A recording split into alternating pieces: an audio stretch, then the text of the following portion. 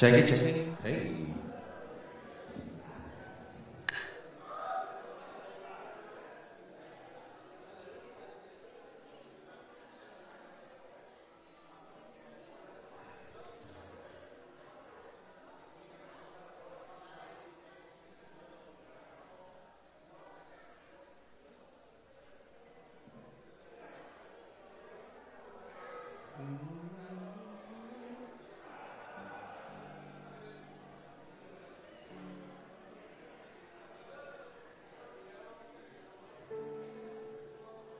Okay.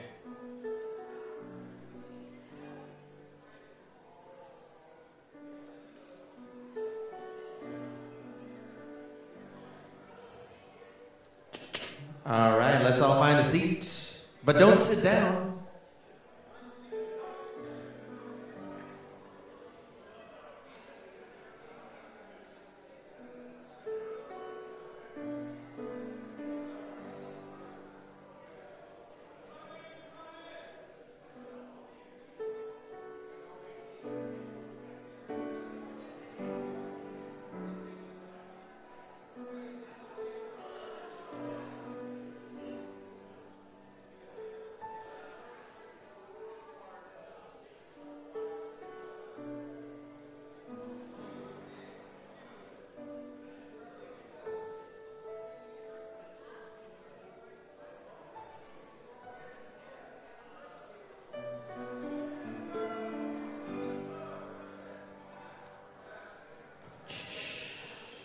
Oh, we're shutting the doors now.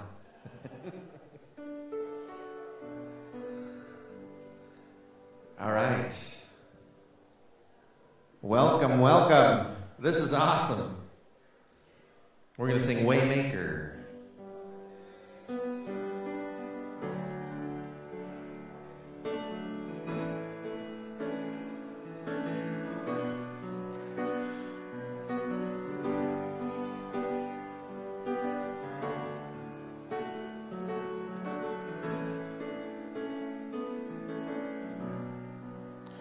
You are here, moving in our midst. I worship you, I worship you. You are here, working in this place. I worship you, I worship you. You are here, moving in our midst. I worship you, I worship you. You are here, working in this place. I worship you, I worship you. You are Waymaker, miracle worker, promise keeper, light in the darkness. My God, that is who you are. Waymaker, miracle worker, promise keeper, light in the darkness. That is who you are. You are here, touching every heart. I worship you, I worship you. You are here, healing every heart. I worship you, I worship you. You are here, turning lives around. I worship you, I worship you. You are here, mending every heart. I worship you, I worship you. You are Waymaker, miracle worker, promise keeper, light in the darkness. My God, that is who you are. You are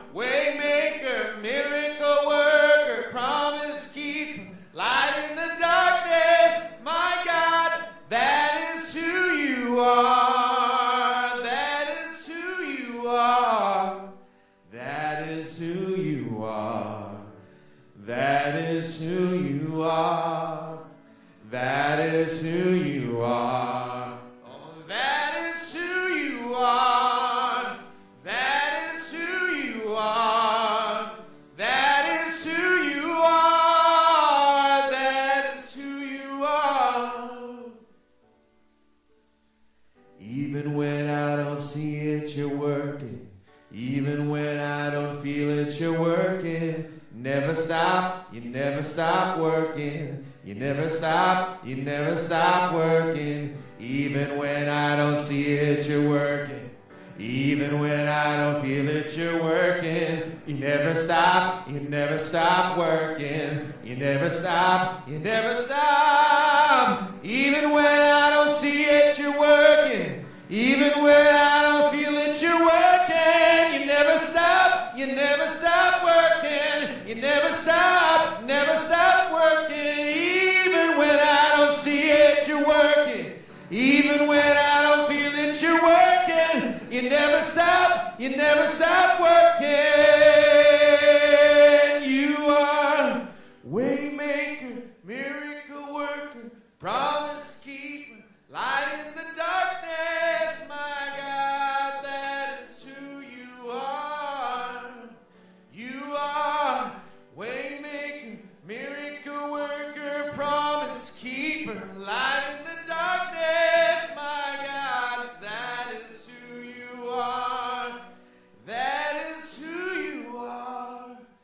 That is who you are. That is who you are. That is who you are. That is who you are. That is who you are. That is who you are. That is who you are.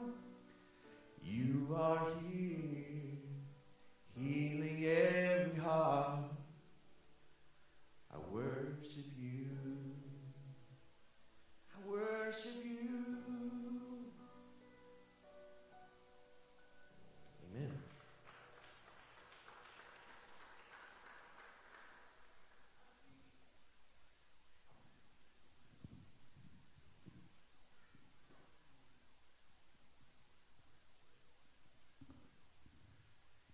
Hey, good evening, church.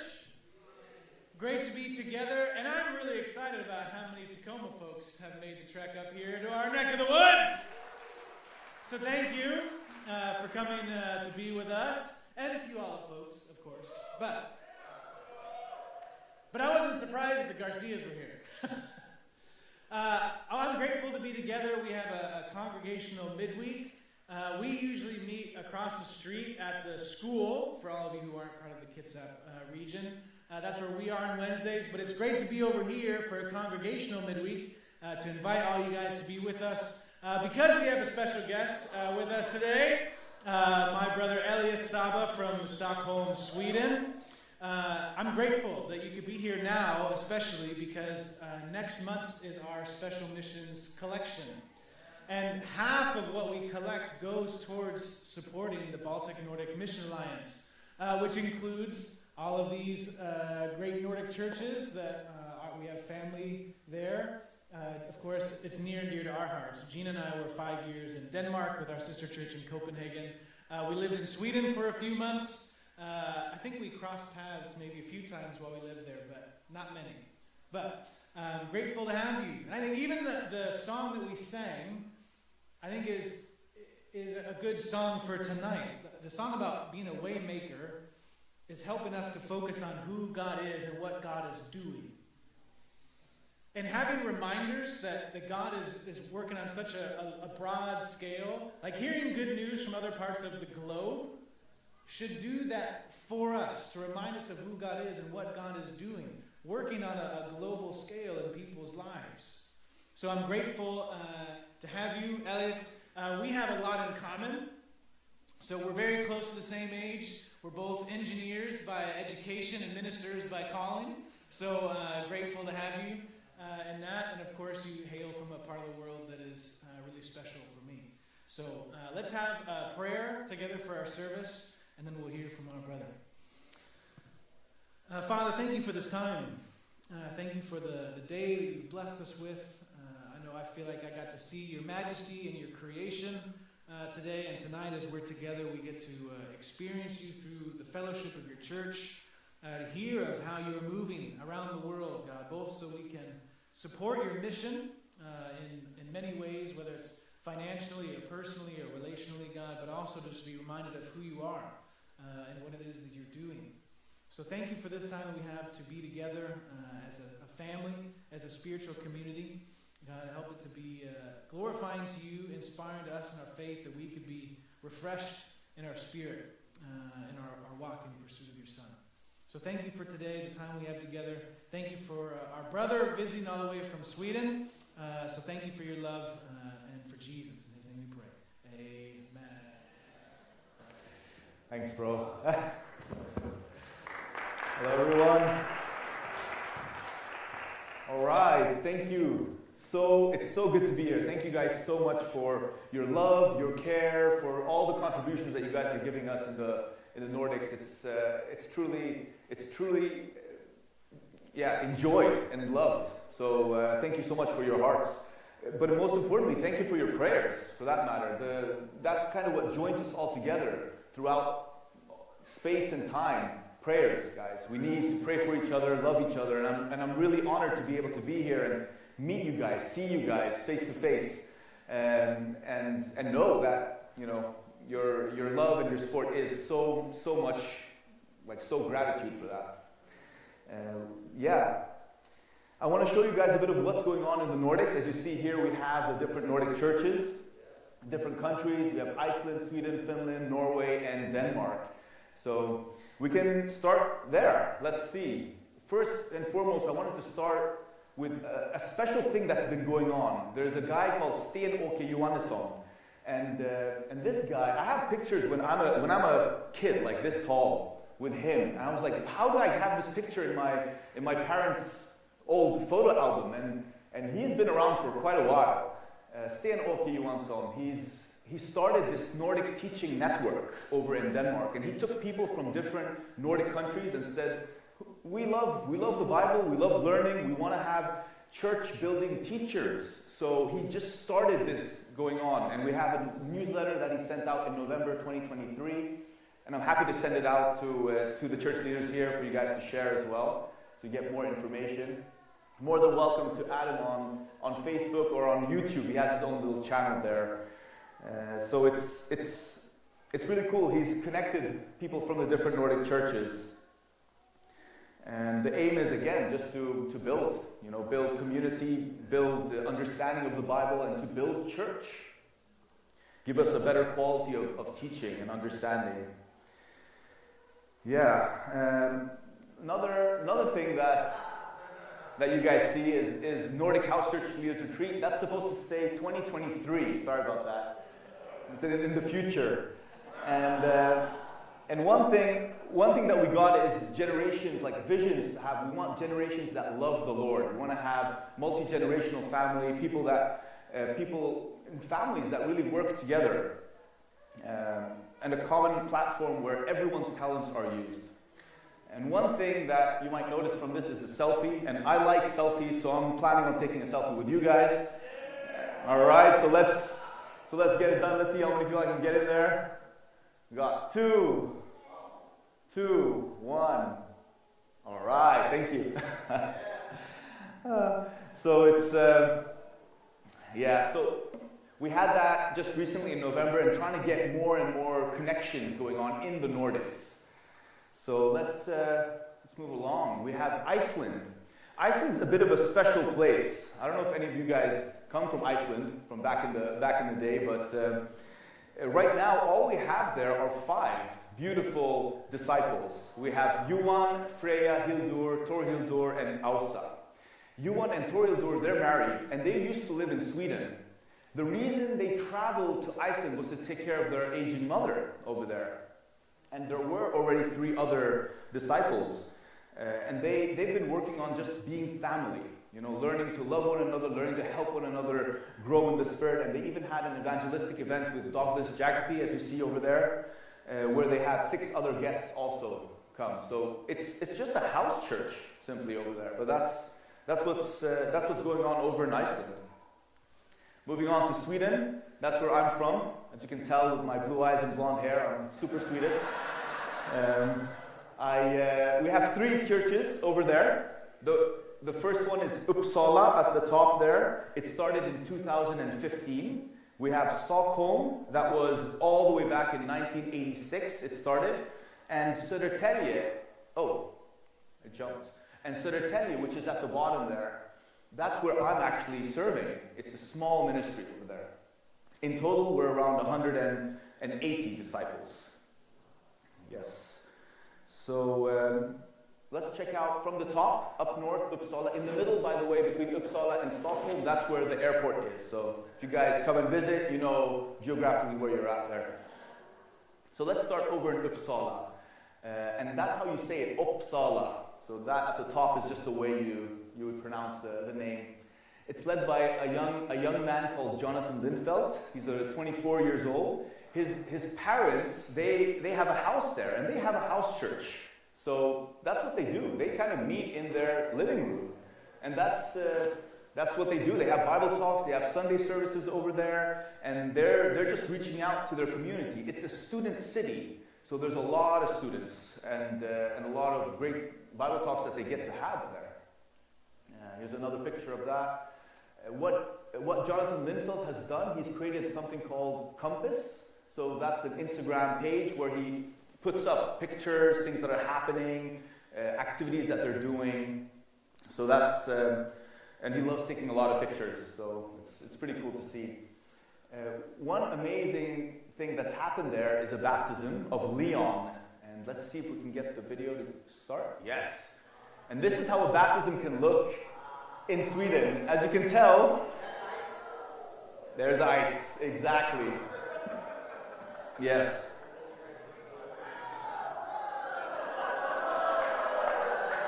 You got the safety as well. Yeah.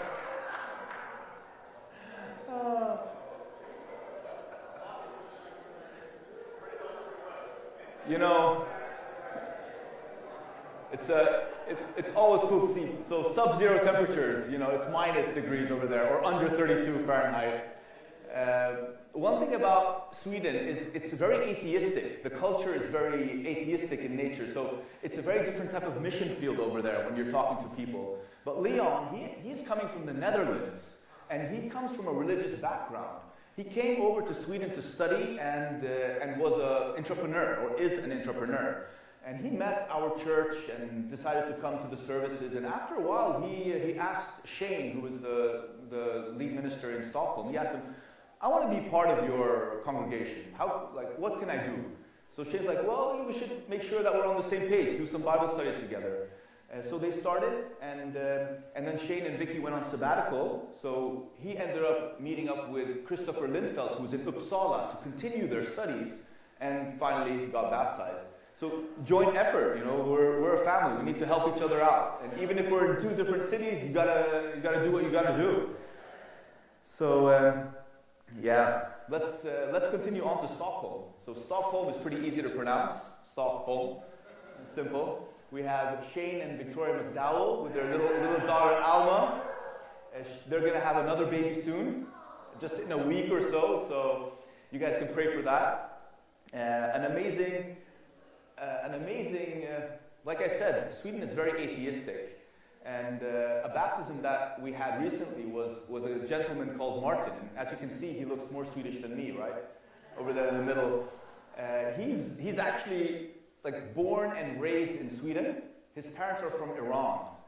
And he grew up in a, atheistic style, simply. And he realized that this country is weird, like the way people are here. And he went around the world. He's also an entrepreneur, for that matter. And he found the church in Italy. He met them there, and he was seeking God. He was thinking that there has to be more. Things have been happening in his life. And when he heard, wait, there's a church in Stockholm? You guys have a sister church over there? I need to go see that church. Because how can you be Christian in Stockholm? That was verbatim, his words. How can you be a Christian in Stockholm? Like you guys over here in Italy. And I had the honor of meeting up with him and talking to him. And he was asking me all these questions, and I was giving him biblical answers. And he would be like, "Wow, you guys are saying exactly the same thing." I'm like, "Well, it is the Bible. You know, we're looking at the Bible here, so it's not my opinion." And amen. We continued some studies, and now he's actually in New York. He was in Silicon Valley for a while, and now he's in New York. So I believe he's coming. He's gonna travel to LA. I think that's his next stop. He's a globetrotter. So yeah. So that's Martin. We've had some weddings. It's always nice to see love in the air. We have Matthias and Abby over there. We have Daniel and Ida over there, very young couple, 20 years old. And then we have Olafur and Anael. So Olafur is from Iceland originally, lived in Stockholm for a long time. Anael is from Switzerland. Yeah. We've had a few babies born. And also a nice development is that we have, so Christopher and Lovisa Lindfeld, they're in the bottom right, those two. So they're the ones who have the house church in Uppsala. So both them and the Linds, Rasmus and Gunve at the top left there, they've decided to help out and be part of the teens, to help out with shepherding the teens and helping them learn more, just being a support, simply. So, yeah. Going on to, finally we also have deacons, Tobias and Anna Lindberg. They've been tirelessly working with the Sunday school. They've been really giving their hearts in so many ways every Sunday to teach the young, preteens about Jesus and trying to just foster these relationships, So they've been doing amazing jobs. So you guys can pray for us over there, Stockholm. And then we have Södertälje, and that's always so hard for people to say. So Södertälje, that's kind of how you would say it. There we have a leader group of David and Donna Olstedt and Mikael and Susanne Sidnal, as well as me. It's a very international group. We have people from the Philippines, we have people from South Africa, we have people from the Middle East, from Iraq. And it's really cool because it's only 27 people, 14 women and 13 men. But we rotate. All the men preach. All the men actually do a sermon, like every year. They're doing at least one or two sermons.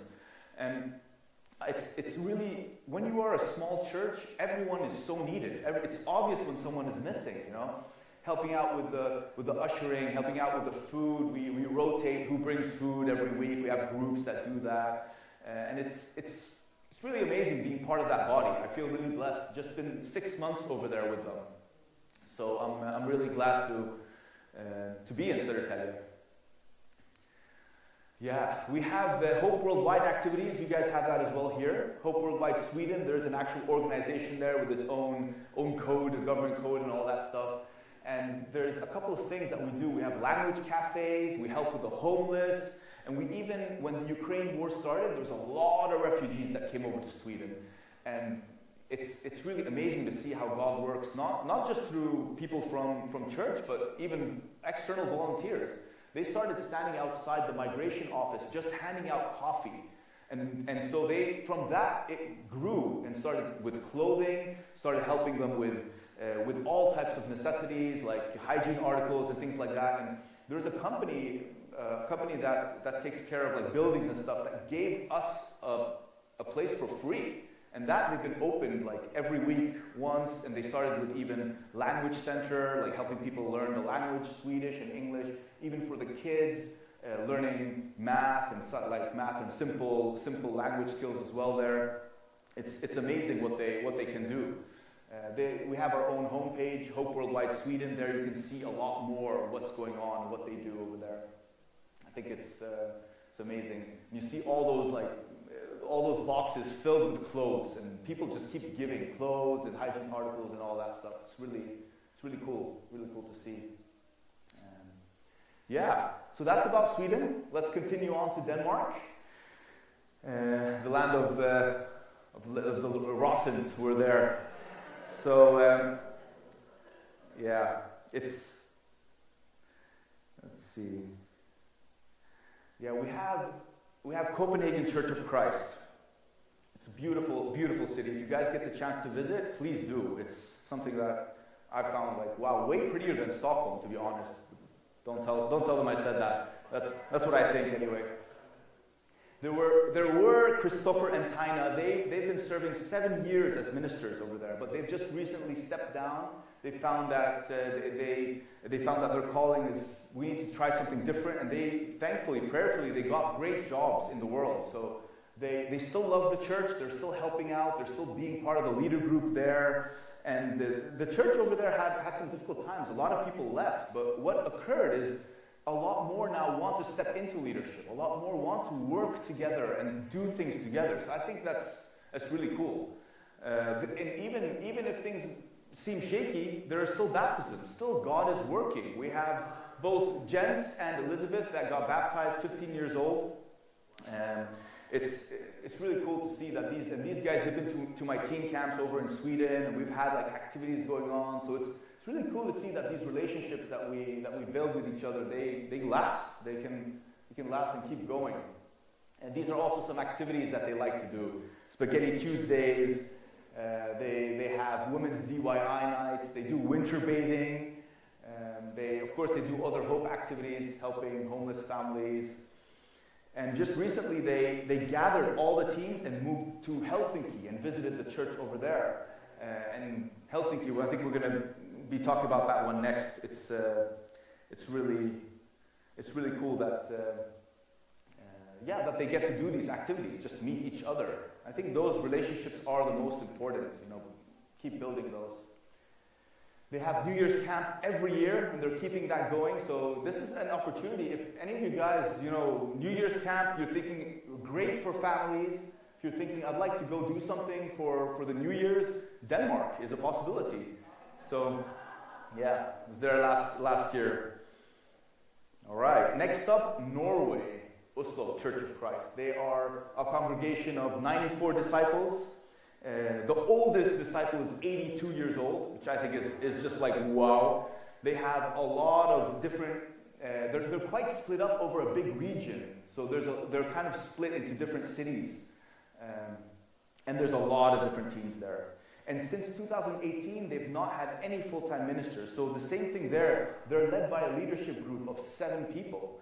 And they're trying to take turns and help and move the church together. So they're in a process. They're trying to figure out where we're going, how we're moving forward. They're trying to develop passionate relationships with God and just how can we use our gifts? That's their idea. How can we use our gifts to promote God's kingdom? So they've involved young and old together. They've involved Steve Staten. I don't know if you guys have heard him. Right, so they've connected with him and had him come and do a report on their church, on how things have been and where they could be going. And I think it's so important that we connect these churches together. And of course, Steve Staten has like an unbiased opinion. He hasn't been there. He doesn't know the church. So the idea is again more transparency, more involvement. So everyone feels like needed. Everyone is part. And their focus this year is loved by God. Elsket av Gud. And the idea being that God helps us get to know Him through a relational focus, an idea that we function as a family, and a family that isn't dysfunctional, a family that loves each other like God loved the church.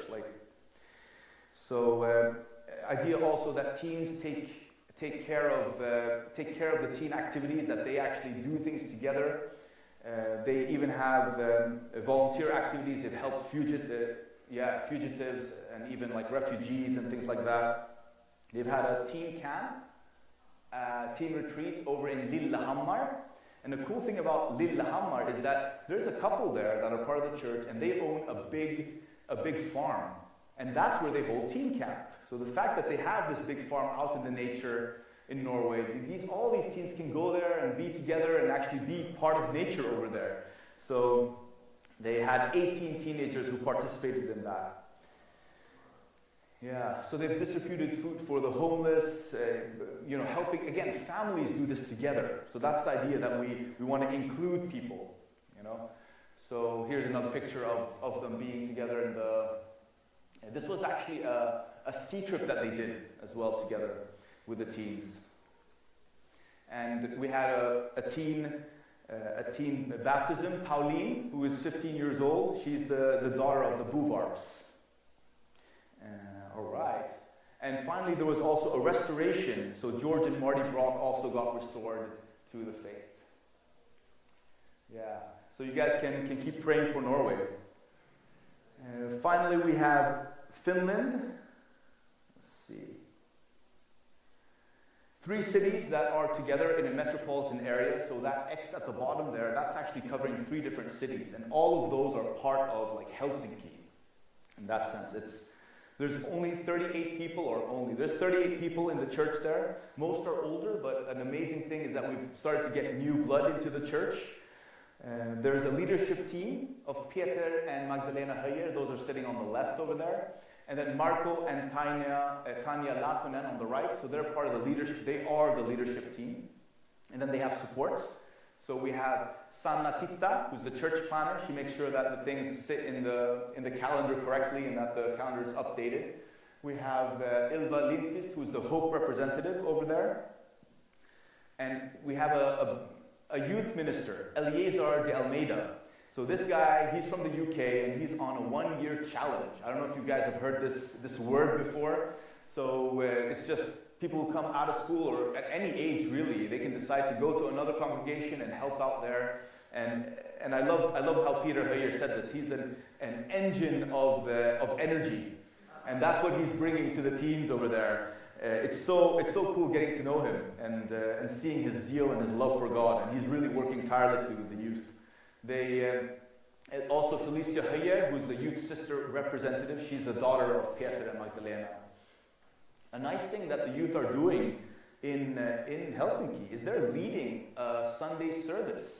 So every month they're leading one Sunday service. They're kind of planning it all. Eliezer is doing the preaching, and the other people help out with the songs. They help out with the communion. It's so cool to see how he's built up this culture of, like, let's include each other, let's love each other, and reaching out. And he's seeing the growth in these teens around him. And they're not just teens, they're up to 20, 23 years old. Yeah. Hope Worldwide is also in Finland, and they ended up in magazines. So I think that's really cool. They've, about the homeless people, what they've done is they've told, or they've helped gather homeless people who can go to parks and clean up the parks, clean up the forests. And in that way, they get a chance to talk to them, they get a chance to help them out, and if they want help, for example, from alcoholism and things like that they can actually help them get this type of, this aid. So it landed them, in the paper, simply, that this is something that's an amazing thing that they're doing. And they even got one brother who recovered from alcoholism. He came out with them to these and saw these homeless people, saw how they had it, and realized, wow, I need to change my ways. This can go really badly. Ukraine, because of the war, again, there's been a lot of people coming in to Finland, to the Nordics, and a lot of people don't speak English, or Finnish, and it's either Russian or Ukrainian. And it's been tough to reach out to them because of that. It's been really tough to talk to them, but there have been miracles nonetheless. And there was a guy called Stefan who's on the left there. He got baptized, and he's a Russian speaker, and he learned to speak English so quickly that he became a translator for Peter Höjer when he's studying the Bible with Ukrainians and other Russians. And this Stephen, he baptized his friend. He baptized Alec over there on the right, and 17-year-old. So 2 baptisms, you have one baptism that meets another person or his friend, and they continue. So it's so cool. Stefan's parents, he's on the left there again. Stefan's parents, they used to be part of the church, but they left. But after they saw his transformation, they realized, wow, there's something going on here. We need to come back to church. We need to see what this is about. So it's amazing how God works. I think that's really beautiful. Yeah, so that's the presentation. I wanted to tell you guys a little bit more about me. My name is Elias Saba. Like I said, blue eyes, blonde hair, couldn't miss me, and I'm Swedish. I'm born over there in Sweden, but moved outside the country and grew up in international schools. So I grew up in Oman, I grew up in the Arab Emirates, and back to Sweden. So we did that twice. So by the time I started university in Sweden, I had been to 7 different schools. So my first language is English, But since 2003, I've been in Sweden, so sometimes I feel like my English gets worse. I might say some things in a bit grammatically incorrect, but growing up, my mom has been part of the church ever since I was born. She's from Jordan, and we have family over there that help lead the church over there. So my mom loves the church, loves God, but my dad, he wasn't very interested. So growing up, I had a bit of a mix there. Like I could sense I had a choice in a lot of things. And growing up, I loved science. When I was younger, I was going to Sunday school. I learned all the Bible stories. I enjoyed them. And I mean, I was a kid, right? And I had a moral understanding from my parents. But when I started to get into my teens, and again, my love for science, it kind of helped me look at the world in a different way. It made me feel like I could just kind of, I could explain things through science. So I didn't feel like I needed God. I decided, well, you know what, this God stuff, it seems like a lot of work. That was kind of the way I was looking at it as a young child, as a teenager. I was like, this, I don't want to do that. I want to just do what I want to do. And so I went my own way. I decided to do whatever I wanted to do. And of course, morals and stuff, like science can really explain how things are, but not why.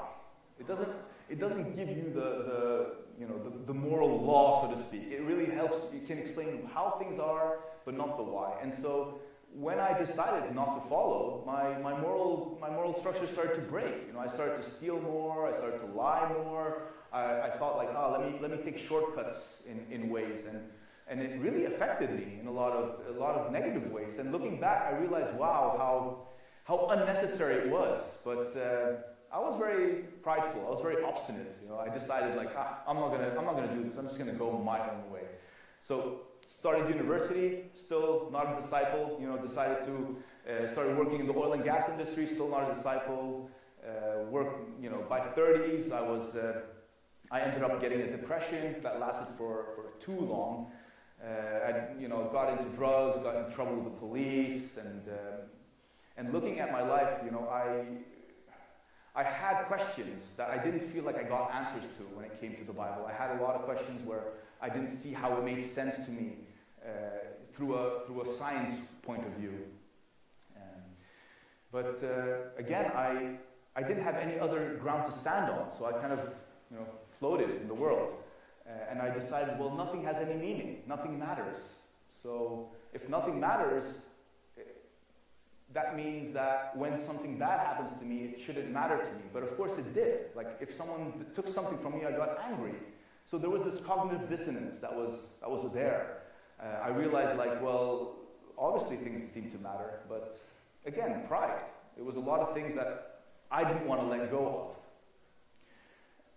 In my 30s, my mom ended up getting cancer, and my dad ended up getting diagnosed with Alzheimer's, and that affected me. I saw like, well, all this time I'm saying it didn't matter, but obviously they matter to me, And my mom's like, please, Elias, give the Bible another shot, and I'm like, okay, Mom, fine, okay.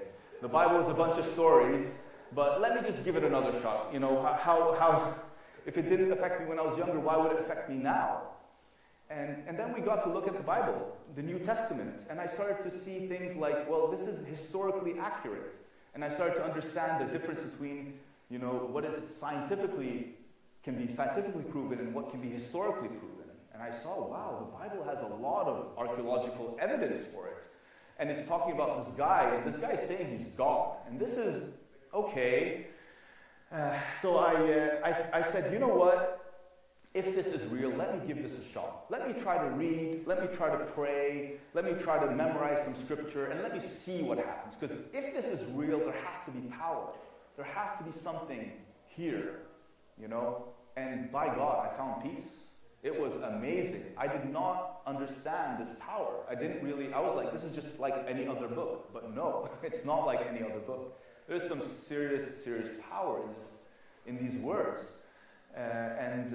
And I made the decision to become a disciple. I got baptized at 33, and 33 years old on the 17th of August. And You know what's really cool, thank you guys, what's really cool is my dad had Alzheimer's, but he was at my baptism. And he looked at my mom and he looked at her and asked, why not me too? And my mom was like, okay, need to study the Bible with this guy. So we had two wonderful brothers from the Stockholm church who studied with him, and within a month, he was baptized too. You know, it's amazing. It's amazing how God works. And this is something I didn't know until recently. My mom told a friend of mine this. She said, you know, friend, if it took me getting cancer for me to see my son and my husband get baptized, it's worth it. You know, and this is something that is so important. You know, how many prayers she had, how many prayers she asked people to pray for her son, to pray for her husband. And over this time, you should never give up. I think that's so amazing, you know. And of course, I miss them, but I know where they are.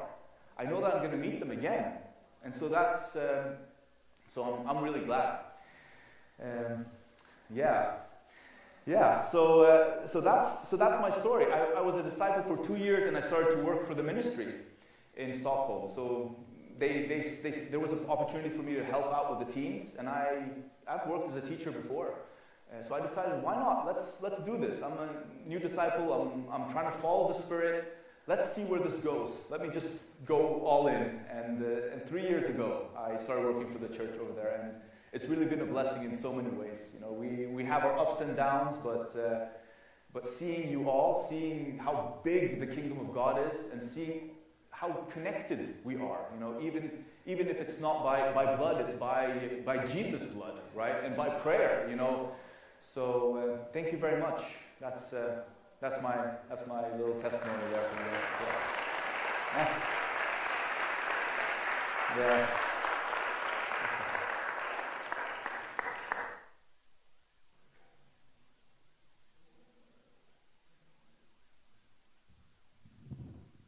We do have a little bit of time left. If anybody has any questions they wanted to ask about being a disciple in the Nordics, or how things work, or you could ask about chemical engineering things. Yeah. You know, like, all kinds of stuff. So, any questions?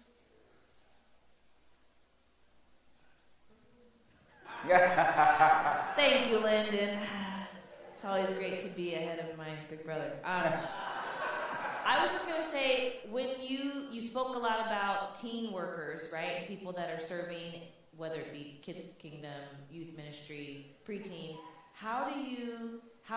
What are maybe one or two things that you've seen that has really helped foster not only that ministry and those mentors, but the way that the parents all work together, kind of like that it takes a village idea? Yeah, so the question is how can we help foster those relationships more?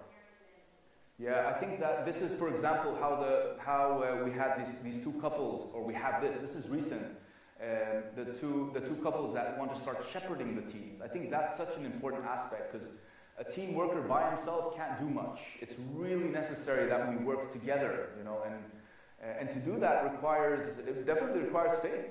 That's for sure. I'm thinking practically, I think that realizing it doesn't have to be that complicated. I think that, you know, making sure that, well, let's just meet at a park and let's, you know, go through the book of Proverbs together and make it just as simple as possible, like having smaller, you know, simpler things to help teach the kids about. I believe that's definitely a way to make it work.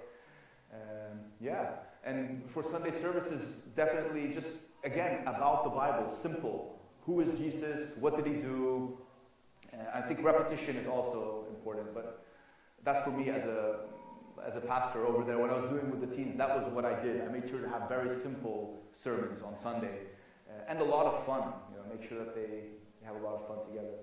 But involving the parents is definitely key. You know, without parents, it's not going to work. Yeah.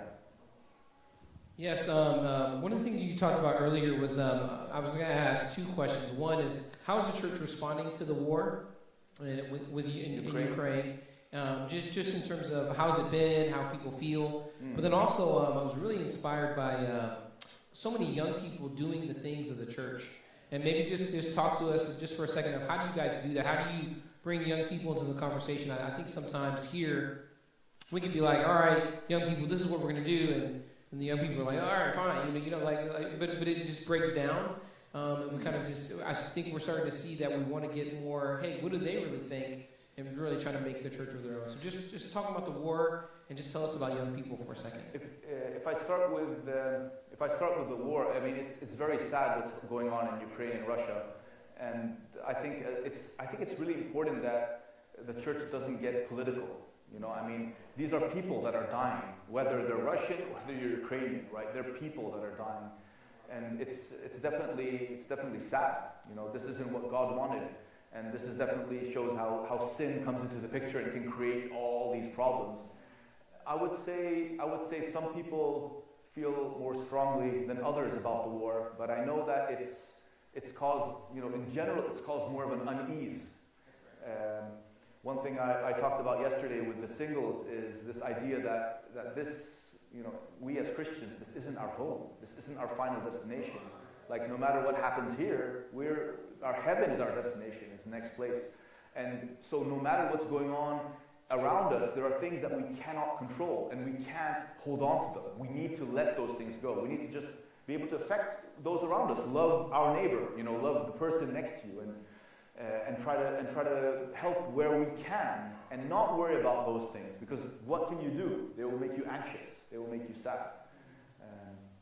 So that's kind of what I believe, and I'm hoping that the church does that. You know, I think that's it. Kind of makes us focus on things that are out of our control, and that's not going to work. I think that's a trick. Simply, that's a way to deceive us. You know, when it comes to teens and to young people being involved, we're doing as much as we can to have them be involved, like to ask.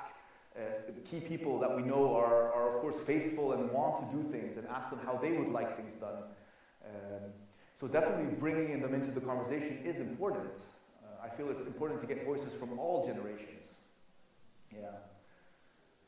Yeah.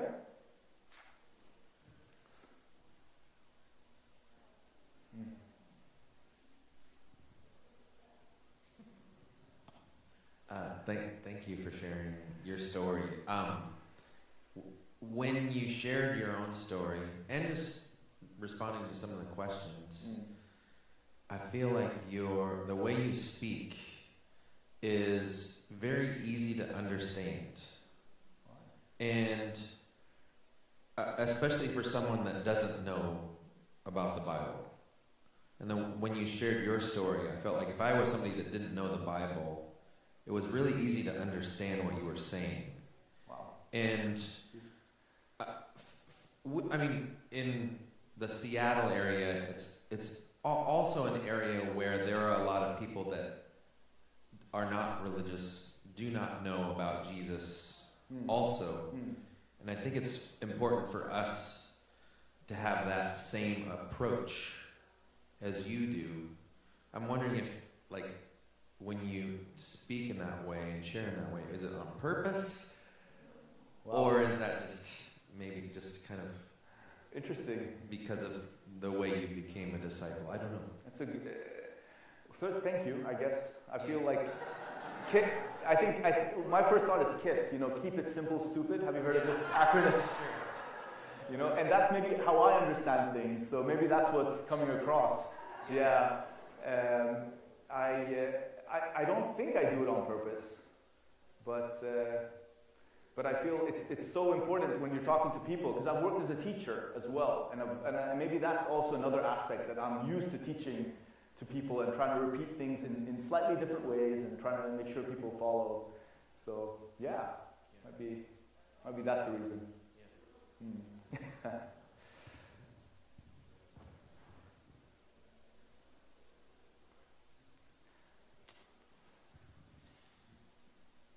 Thank you so much. Really inspired by everything you shared today. I think something that hit me especially was what you talked about with hope.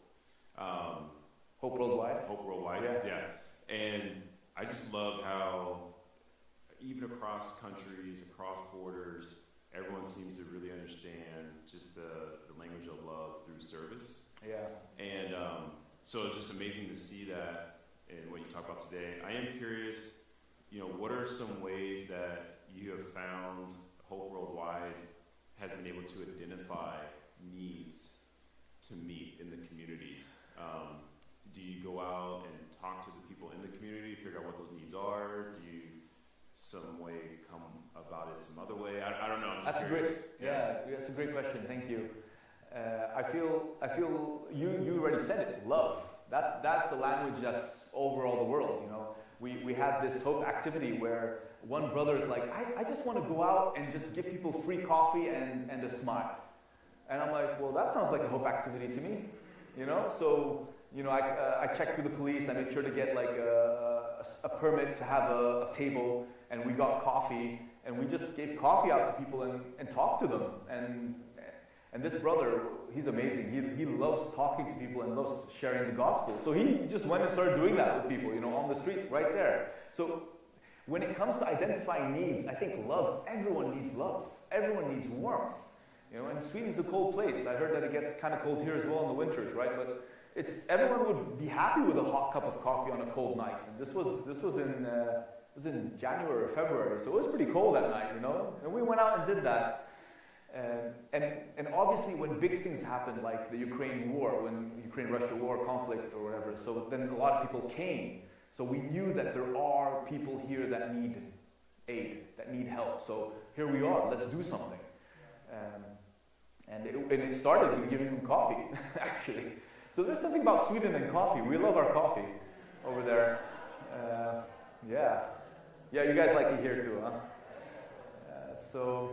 I think I think that that's what's so cool about Hope. Anyone can come with an idea, I want to make sure that, we clean up the forest. It's like, okay, sure, let's do it. Let's gather a group of people and go out and clean the forest. And then it's a natural time to talk to people. It's a natural time to get to know and love your neighbor. Like, how else are you going to love them without knowing who they are, right? You need to have some sort of a connection with them. And Jesus, he fed the poor and he healed the sick. So this is kind of what Hope is about, right? Like, how can we help people where they are? Yeah. So imagination's the limit, I guess. Yeah.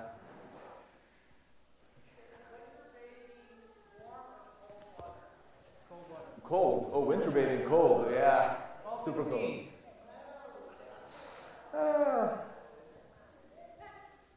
Hi. Hey. Can you share maybe just a little bit of how your mom stayed just hopeful during all those many years of watching you and watching her husband? Just a little bit of how she was. Did she have girlfriends? Did she, just how does she get through that? It's a good question. I think that my mom has. It's so cool to see because my mom has touched so many people. Like I've had work colleagues reach out to me after knowing that she was sick and after she passed, and there are people like she's touched so many people with her love, and I think it's faith. I think that's it. That's her. She knew this is real. She knew that God exists. She knew that she's saved, and she wants other people to be saved. And that love, kept permeating from her. No matter where she went, she made amazing friends. Like I have people in Oman. I just got a message recently. She met this woman over there. She has 2 sons, and they came and visited us in Sweden once. And he just wrote to me. He's like, "Hey, bro, you have a place here. Come visit anytime." And I'm thinking, this is because of my mom, And how did she do it? I don't know. I really don't know. I don't understand how she could touch so many people and love so many people. I think it's God. I think by herself she can't do it. I think it's because her love for God, her love for it helped her get energy for others. Till the end, she was talking to nurses and telling them about Jesus and saying how her faith has helped her, and so she was always talking about Jesus. I think that's also, it was, you know, it's great. There are a lot of amazing memories I have with my mom and dad when I was taking care of her. Like she was only supposed to be alive for another year. She ended up being alive for 2. And we got quiet times together every morning, took off work and took care of her and dad. And it was just like those memories are so gold. They're really, really worth so much. And I think that, again, the Word of God can do amazing things. And of course, I prayed for her to get well, but I know there's a reason. I know it was supposed to be that way. And I can feel peace in that. Yeah. All right, one more.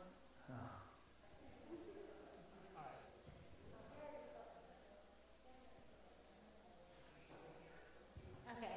I had a question. So you said we're like in the Nordic Baltic, so it's very unchurched over there. Did you ever partner with other faith communities like outside of our family of churches?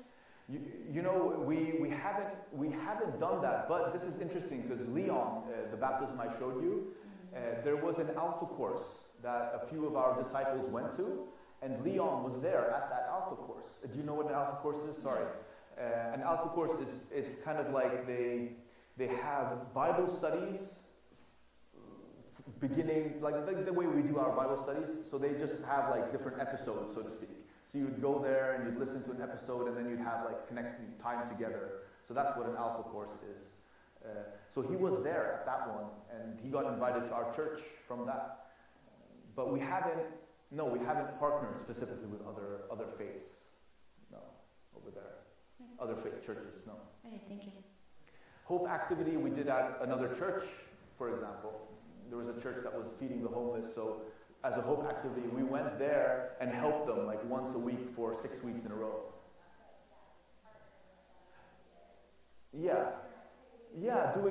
So that happened. So that was something that happened. Helping, and even for the Christmas, giving presents to the homeless. We started giving presents out to people on the streets, but then in the end we went into a church and gave them the rest of our presents. We said, hey, we have some extra. Would you guys have homeless people? They're like, yeah, they come every day. It's like, excellent, here you go. Here's some presents for them. I mean, loving Jesus is the main thing, right? If we all love Jesus together, we can do things together. I know. Amen. Thank you so much. Thank you. Thank you, everybody. Thank you, guys. So that's it for tonight. If you want to enjoy a few moments of fellowship, you may with the gracious Wallses who will close up. But don't abuse the invitation. So, but besides that, we will start our special missions contribution next month, and it'll run for a month. So this is part of framing our thoughts towards that. It's hard to put money into a black hole. But, you know, when we, for instance, have our brother coming and showing us, you know, pictures and places and videos and baptisms and the things that are happening and what God's doing, that's not what's happening. All the things that we give, whether it's relationally, you can go to the New Year's camp in Denmark, we've been many times, or our contributions of dollars goes to what God is doing there to support our brothers and sisters. So thank you for coming and making things real for us. Thank you for helping us to see God moving in big ways. And have a great evening, everybody else.